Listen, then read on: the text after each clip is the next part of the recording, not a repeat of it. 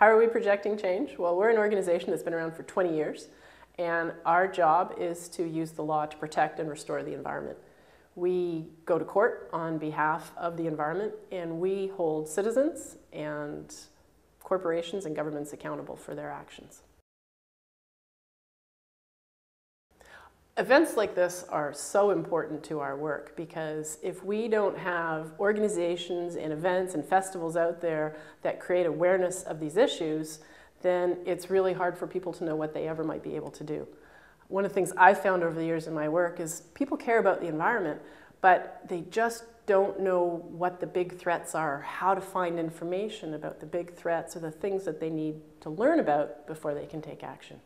So festivals such as this, where we're looking at films that talk about pressing issues like water or tar sands, are a really important way for people to get informed. Whitewater black gold gets at what I think to be one of the biggest issues in Canada these days, and that is tar sands development. They look at it through the lens of water, tracking what happens to a drop of water all across the landscape. And really, what the tar sands are doing is a spider web of impacts that is changing massive parts of northern and western Canada. So we're really pleased to see that there's a film that's looking at it through the lens of water.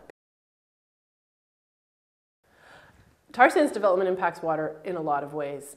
Generally, it takes about 3 barrels of fresh water to make 1 barrel of oil. And I think that's something we need to think about in years going forward of what we value. How much do we value oil and how much do we value water? But generally, not only do we need a lot of water to produce it, once we've used water to make oil out of the tar sands, we then need to dispose of it. So it pollutes our rivers, it pollutes our waterways, and it draws down our groundwater resources. The other thing that it does is once we've polluted all this water, we need to store it somewhere. So what we're increasingly seeing is lakes of toxic sludge all across the northern Alberta landscape that are called tailings ponds. There's 2 examples that I thought I'd talk about in terms of how our work relates to tar sands.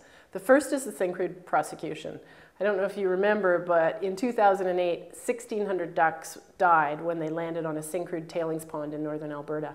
We brought a private prosecution to hold the company accountable for that in 2009, and it was taken over by the government, and the company was prosecuted under federal and provincial law, and at the end of the day, they were not only found guilty, but they were given the maximum fines available under federal and provincial law. So we think that's really significant, and we're really pleased that it was in part, I think, our efforts that made all of that happen.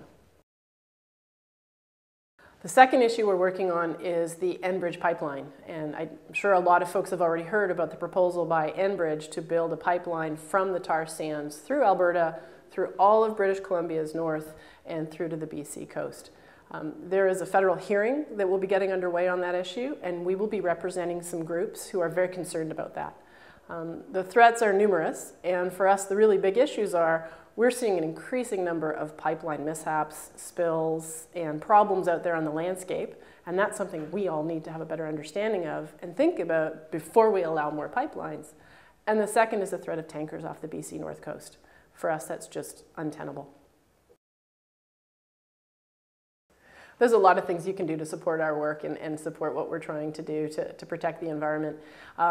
We check out our website. We have a blog. We quite often give notices to folks when we're going to court. And one of the things we'd love is for more people to show up on days when we're in court and be there in the courtroom supporting us.